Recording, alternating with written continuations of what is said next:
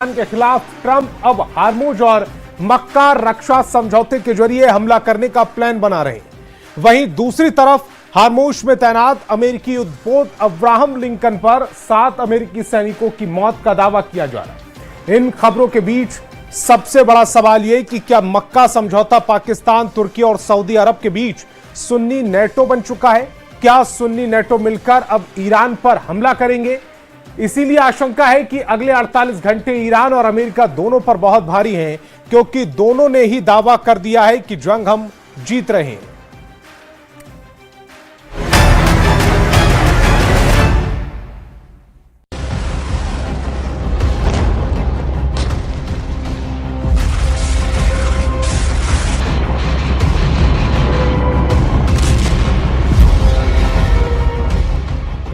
Iran युद्ध अब Hormuz की सरहदों तक सीमित नहीं रह गया है, बल्कि हॉर्मुज अब ईरान युद्ध में हार जीत का हॉट पॉइंट बन चुका है।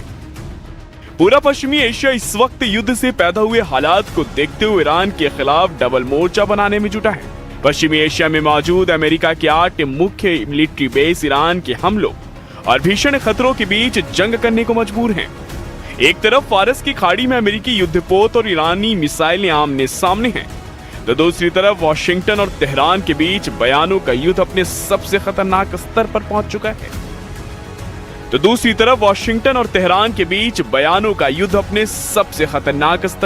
चुका है।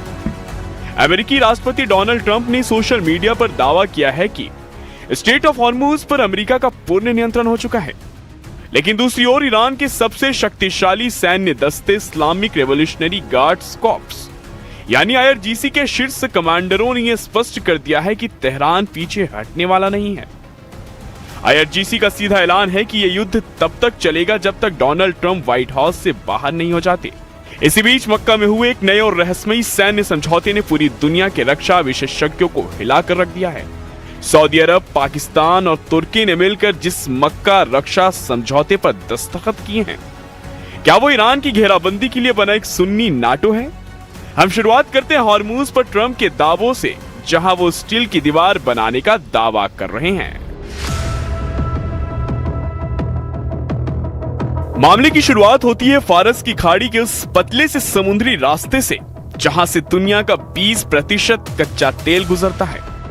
ट्रंप दावा कर रहे हैं कि हमारी नौसैनिक घेराबंदी एक स्टील की दीवार की तरह है और ईरान इसके सामने बेबस है। उनकी नौसेना और वायुसेना तबाह हो चुकी है, IRGC भाग रही है और उनके पास पैसे खत्म हो चुके हैं। ट्रंप के इस बयान के आते ही अंतर्राष्ट्रीय बाजारों में तेल की कीमतों पर असर दिखने लगा है। हॉर्मुज में ईरान युद्ध के पहले दिन से ही भयंकर खून खराबा हो रहा है। ईरान की ताकतवर force Islamic revolutionary guard corps यानी कि IRGC अमेरिका के खिलाफ जंग को लंबा खींचने की तैयारी कर रही है। IRGC के कमांडर के एक सीनियर सलाहकार ने कहा है कि ईरान अमेरिका के साथ जंग को तब तक खींच सकता है जब तक डोनाल्ड ट्रंप का कार्यकाल खत्म नहीं हो जाता। लेकिन इधर यह भी पता चला है कि अमेरिकी सेना हॉर्मुज पर पूरी तरह से कब्जा करने के लिए लड़ाकू समुद्री जहाज और युद्धपोतों से ईरान को चारों खाने चित्त करने में जुटी है। राष्ट्रपति ट्रंप ने भी दावा किया है कि ईरान की दादागिरी उन्होंने खत्म कर दी है। अमेरिकी राष्ट्रपति डोनाल्ड ट्रंप ने 12 अगस्त को कहा है कि हॉर्मुज पर अमेरिका का कंट्रोल है और वो इसे अपने पास ही रखेगा।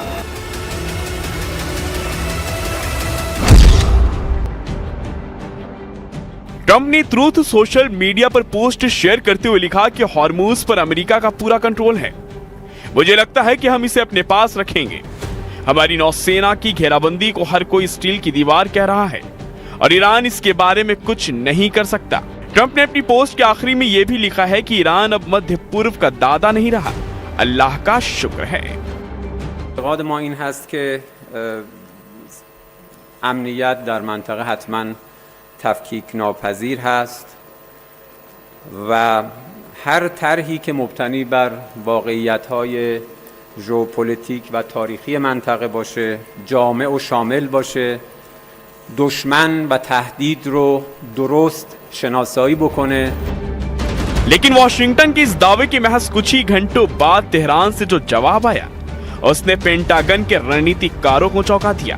IRGC के कमांडर इन चीफ के वरिष्ठ सलाहकार ब्रिगेडियर जनरल मोहम्मद रजा नकवी ने एक विशेष इंटरव्यू में तेहरान का मास्टर प्लान उजागर कर दिया। IRGC के कमांडर इन चीफ के वरिष्ठ सलाहकार ब्रिगेडियर जनरल मोहम्मद रजा नकवी ने दो टूक कहा है कि ईरान इस युद्ध को जल्दबाजी में खत्म नहीं करेगा, बल्कि इसे खींचकर एक लॉन्ग वॉर ऑफ एट्रिशन यानी थका देने वाली जंग में बदलेगा। नकवी ने आगे कहा कि ईरान अभी जंग जीत रहा है, लेकिन उसने अभी तक अपना अंतिम लक्ष्य हासिल नहीं किया है। नकवी ने यह भी कहा है कि हमें ऐसा डर पैदा करना होगा कि दुश्मन हम पर हमला करने की हिम्मत भी ना करे।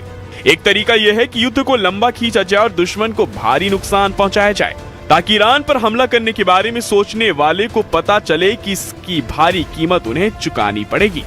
PBS को दिए गए एक इंटरव्यू में ब्रिगेडियर नकवी ने कहा कि एक तरीका यह है कि इस टकराव को तब तक लंबा खींचा जाए जब तक कि अगला राष्ट्रपति कार्यकाल न आ जाए, दुश्मन को धीरे धीरे कमजोर किया जाए, ताकि अगर कोई और ईरान पर हमला करना चाहे तो उसे पता हो कि इसकी कीमत चुकानी पड़ेगी।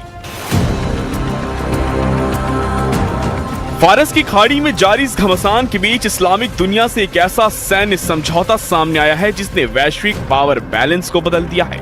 7 अगस्त 2026 को समझौते पर साइन हुए और 13 अगस्त को सामने आई इसकी फुल रिपोर्ट। सऊदी अरब, पाकिस्तान और तुर्की ने मिलकर मक्का रक्षा समझौते पर दस्तखत किए हैं।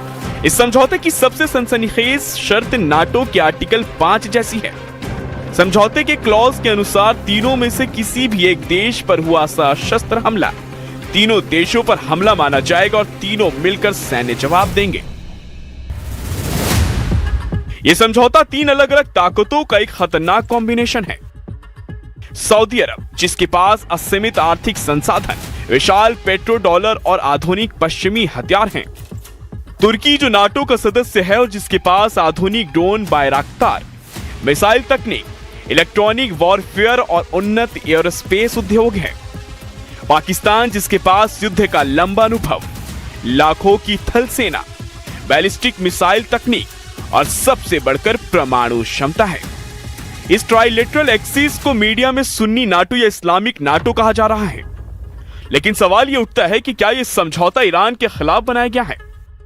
तुर्की के विदेश मंत्री हाकान फिदान ने 13 अगस्त को एक आपातकालीन बयान जारी कर सफाई दी कि यह गठबंधन किसी खास देश, खासकर ईरान के खिलाफ नहीं है। तेहरान ने भी आधिकारिक तौर पर कहा है कि अगर यह क्षेत्रीय शांति के लिए है तो उसे इससे कोई परहेज नहीं है, लेकिन खुफिया रिपोर्टों की परतें कुछ और ही कहानी बयां करती हैं। सऊदी अरब, अमेरिका के घटते रक्षा कवच और ईरान के मिसाइल ड्रोन खतरों को देखते हुए खुद को सुरक्षित करना चाहता है, इसलिए उसने अमेरिकी सैनिकों पर पूरी तरह निर्भर रहने के बजाय पाकिस्तान के लड़ाकू विमानों, सैनिकों और एयर डिफेंस सिस्टम को अपने यहां तैनात करने की रणनीति बनाई है। پیمانای این چنینی بیشتر جنبه‌های بازدارندگی داره تا عملیاتی. یعنی الان ما فردا که به پایگاه امریکا در عربستان حمله بکنیم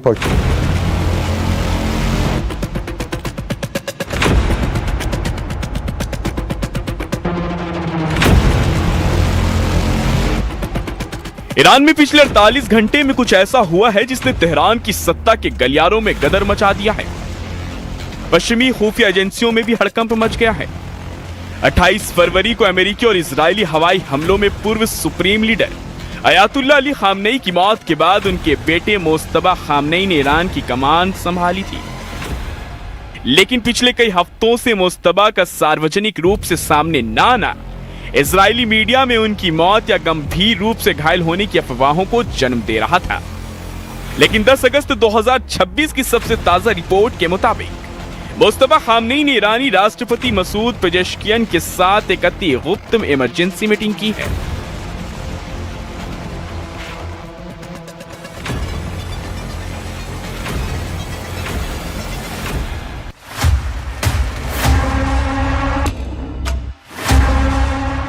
इस आपातकालीन मीटिंग के 2 बड़े मायने निकाले जा रहे हैं। पहला मतलब है कि मोस्तबा खामनेई का जिंदा होने का जिंदा सबूत और युद्ध रणनीति का सीधा कंट्रोल करना। दूसरा मतलब है ईरानी हुकूमत के भीतर आर्थिक और सैन्य नीतियों को लेकर भारी तनाव के बीच मोस्तबा की जबरदस्त पकड़ दिखाना। दावा किया जा रहा है कि मीटिंग के जरिए अमेरिकी प्रतिबंधों और समुद्री नाकेबंदी के कारण ईरान में मुद्रास्फीति 80% के पार पहुंच चुकी है। उसे लेकर देश के भीतर बुनियादी खाद्य सामग्री और ईंधन का संकट गहरा रहा है। इसे लेकर मुस्तबा ने कई बड़े फैसले किए हैं। वहीं खुफिया सूत्रों का दावा है कि इस बैठक में रिवॉल्यूशनरी गार्ड्स यानी IRGC के नए प्रमुखों को निर्देश दिए गए हैं कि यदि अमेरिका और इजराइल ने दबाव कम नहीं किया तो फारस की खाड़ी में व्यापारिक जहाजों पर हमले और तेज किए जाएंगे।